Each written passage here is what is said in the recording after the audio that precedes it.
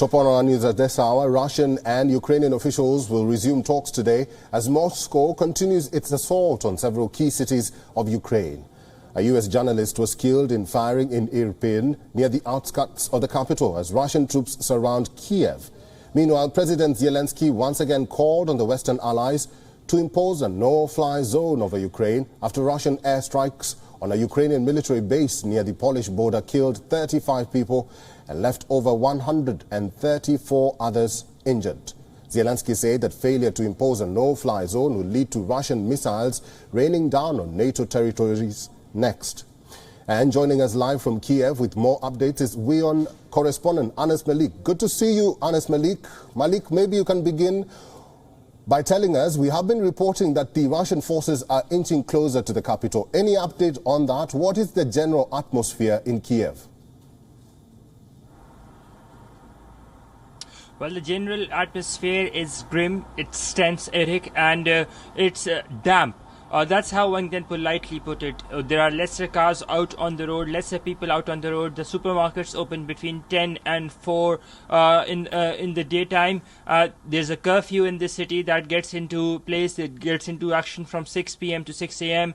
So that goes on to explain how tense the situation is. Now, on to your second part of the question, how much the Russian forces have progressed. We understand that they've taken some area of Irpin, that is in the northwest of the city of Kiev, and they've also made progress on towards northeast in Brovary. Yesterday I was in Brovary and we saw evacuations being done. Overnight we heard shelling being done and air raid sirens going off in the city. That basically meant everyone to take cover and shelter regardless of whatever they were doing or wherever they were.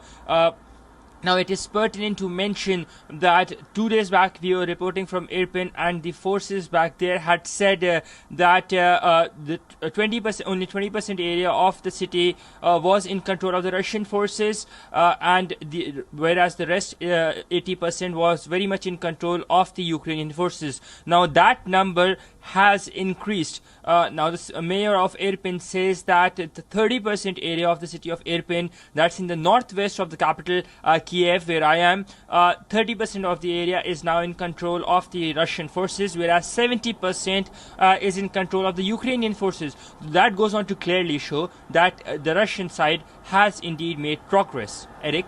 Malik, are residents in Kiev still adamant that they will stay put and face the Russian forces, or are they fleeing the capital for their own safety? Well, about 55 to 60% of the residents of capital city of Kiev have already fled.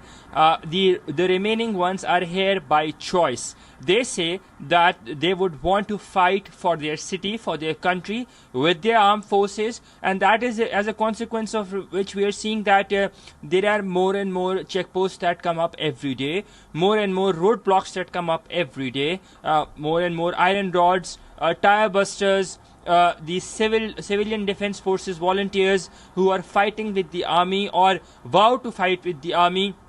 They're there doing their guard duty. So that goes on to show that the residents who have stayed back, what are they, why have they, and what do they exactly want? What do they exactly want, if I were to put it, was to defend their land, to stop any invasion or any intrusion into their territory by the Russian forces. And that is the reason they are here in the city. As I said, more than 60% of the population has left, has migrated or sought refuge either in the west of the country or towards the European countries, whereas the remaining ones, that mostly includes the youth, the younger ones, or the elderly who are 70 above, they say that they're here by choice. Eric? Finally, Malik, there are reports that Poland is rebuilding an abandoned rail track to Ukraine to help refugees fleeing the war. Have you heard about that? And do we know the status of that? And also, Poland seems to be feeling the strain of Ukraine's refugees. Going by the reports, is the government likely to pause the refugee intake? Well, as at this point of time, there are no indications that the Polish government might put a stop to the refugee intake. And mind you, they are at the forefront of taking the refugees. More than 2.7 million people have left the country here in Ukraine in the past 19 days since this invasion began. And Poland has taken more than 1.5 million refugees since this invasion began. Now, there's already a train track that is running and up and running between Przemyśl, that's in Poland, and Lviv, that's in Ukraine. So in the west of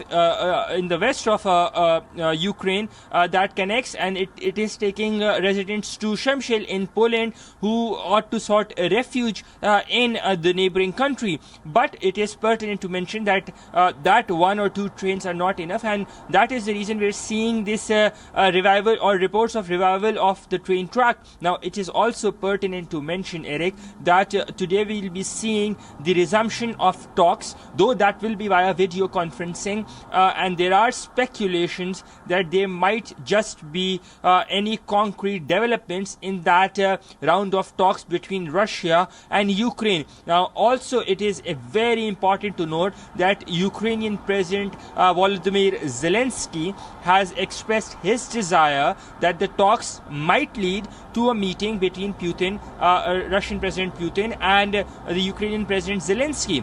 That is indeed quite of a significant statement, despite of the fact that the statements that have been coming in from President Zelensky, which have been what Russians say have been, quote, provocative, unquote. So that is the reason this statement coming in, seeking a meeting or expressing a desire of a meeting through these talks, is indeed quite significant. Eric? Live from Kiev, Ukraine, Anas Malik, thank you very much for your updates.